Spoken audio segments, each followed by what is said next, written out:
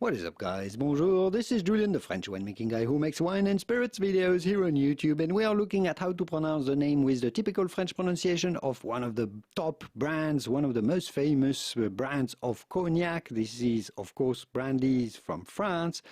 This brand only makes cognacs from 1er Cru vineyards, so 1er Cru cognacs, top quality cognacs from the Grande Champagne, which is a sub-region of cognac with some of the best terroirs, some of the best soils for making cognac. So how do you go about pronouncing this with the typical French pronunciation?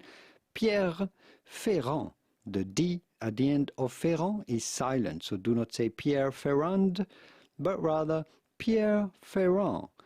Pierre Ferrand, if you want to have the typical French pronunciation, Pierre Ferrand or Pierre Ferrand.